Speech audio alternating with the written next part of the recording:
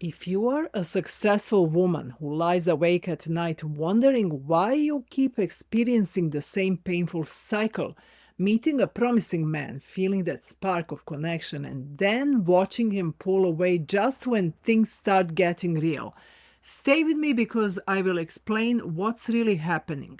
You will learn the neurological reasons why your upbringing that helped you be your best self up until now create distancing with men in romantic relationships, knowledge that will transform how you approach dating. I'll share the exact moment this pattern activates in dating and how to interrupt it before it sabotages your connection, giving you a practical tool that you can use on your very next date. You'll discover why some women seem to effortlessly attract consistent pursuit while you find yourself working so hard, and it has nothing to do with their appearance, age, or luck. Let's clear something up right away. It's not that men are intimidated by your success. Confident men you really want love smart women, and most importantly, you don't have to dumb yourself down, become someone else, and start playing hard to get. Let's stop all the nonsense that keeps you over functioning and working too darn hard. This should be much easier. You don't need another degree in psychology or communication to make this work. Are you finding yourself nodding along or telling me bullshit, men don't like smart, successful women? I don't want to argue with you or deny your experience. You're right. There must be some men who are insecure and who feel intimidated by smart women. But I want you to know that there are men who are attracted to intelligent women. Look at George Clooney, Hollywood's eternal bachelor who dated countless beautiful women for decades without committing. What finally captured his heart? Amal Alamuddin, a brilliant international human rights lawyer. George himself has said he was captivated by her mind first, her thoughts, her work, her passion for justice. What made Amal so special in comparison with other women? The difference wasn't that Amal was intelligent while other women weren't. I'm sure George dated other intelligent women. What strikes me about Amal is that she embodies her intelligence with confidence. She isn't trying to prove her worth. She's simply living from it. This illustrates perfectly what I'm sharing today. The issue isn't your success or intelligence. These qualities are deeply attractive to the right partner. The issue is the invisible pattern of overfunctioning that often accompanies success in high-achieving women. When you transform that pattern, your very same accomplishments and brilliance become magnetic rather than distancing.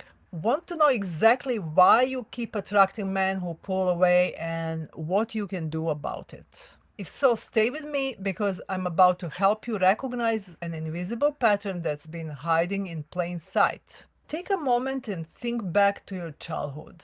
I know you might be thinking, but I had a good childhood. My parents provided everything I needed, and I'm sure they did. Your parents did their best in raising you. But let me ask you something more subtle.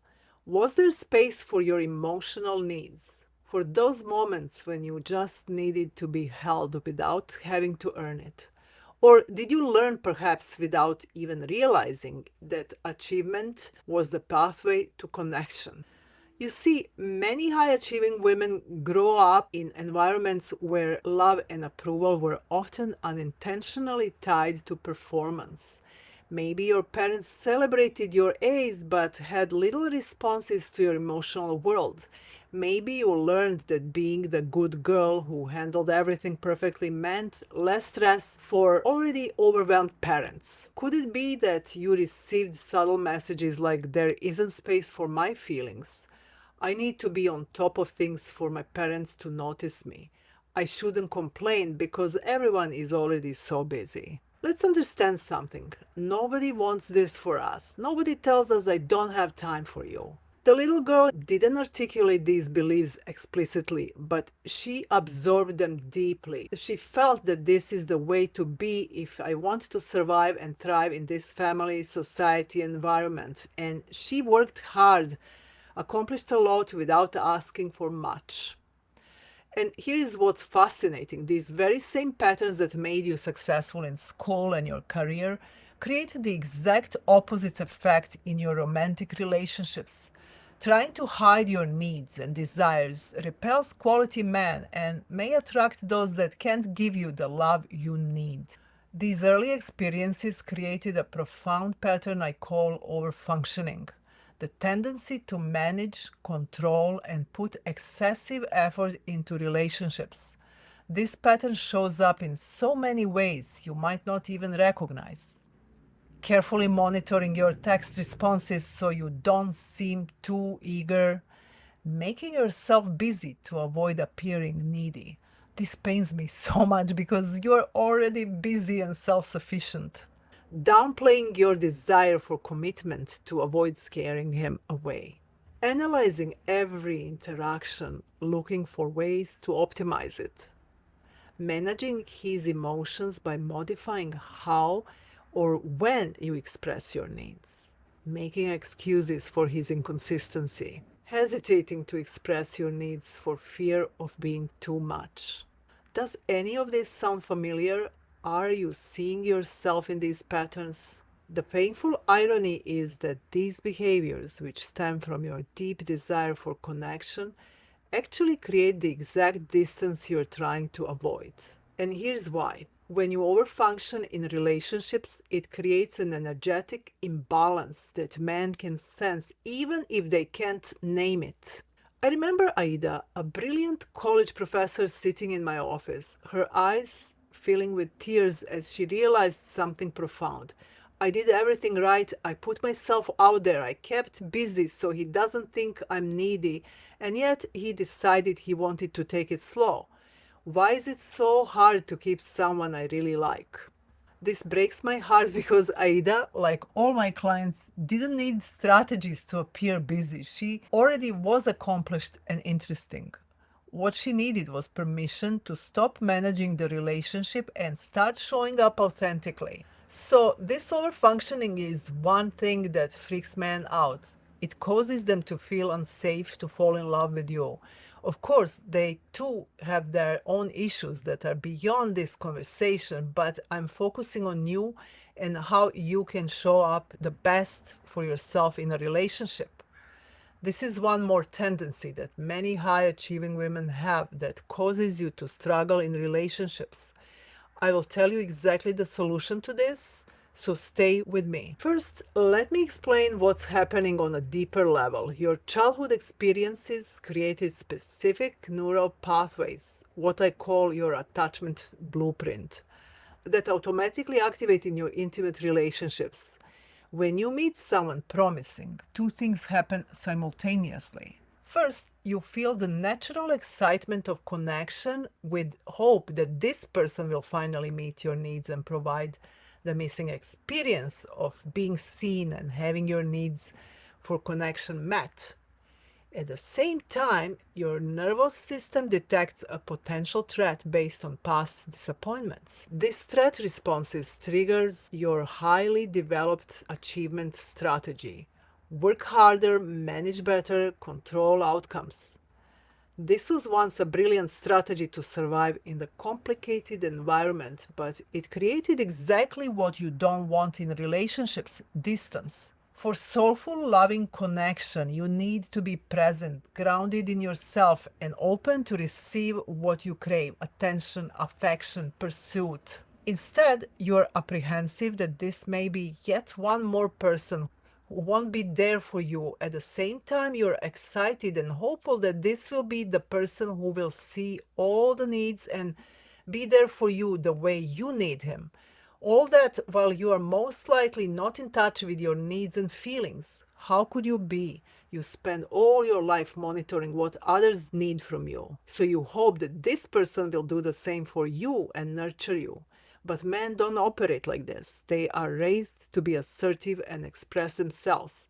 So they hope you will do the same. Can you imagine how much pressure and confusion this creates in your relationship? What's happening in your body is a subtle anxiety response. Your heart rate increases slightly, your breathing becomes more shallow, and you shift into a performance mode rather than a present, connected state. You are simply not present in the moment and you find yourself managing the relationship. This doesn't allow for soulful, easy, fun connection, kind of like it was when you just met him. Back then, you were not attached and things were fun and easy, but now your anxiety kicks in.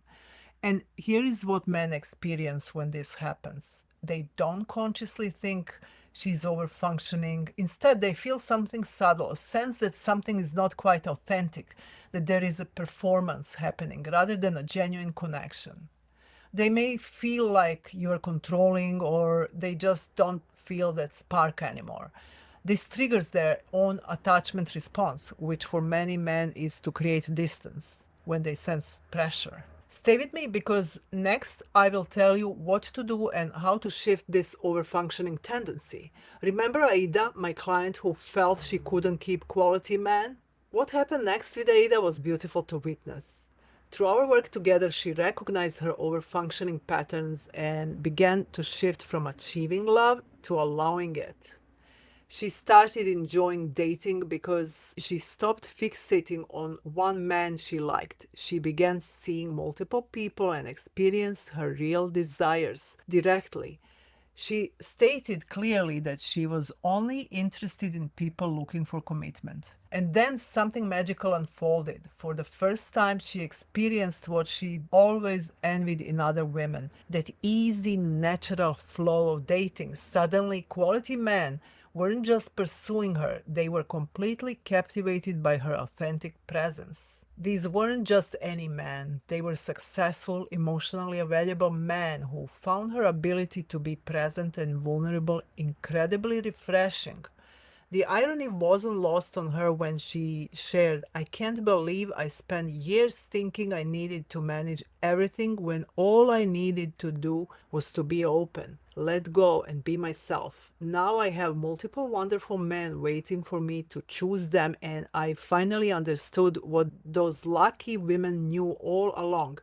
It's not about luck at all, it's about being open to receiving love instead of trying to control it." This recognition isn't just an intellectual understanding, it's homecoming to parts of yourself you had to silence to succeed in environments that didn't make space for your emotions. And your emotions, your desires, your self love, unapologetic self acceptance, and just simply knowing that you are worthy of being seen and loved is like catnip for men. They become highly attracted to that simplicity.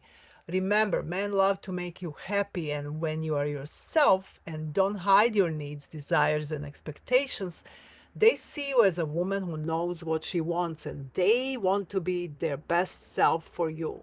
I want to give you one powerful practice you can start today to begin shifting this pattern. It's what I call grounded presence.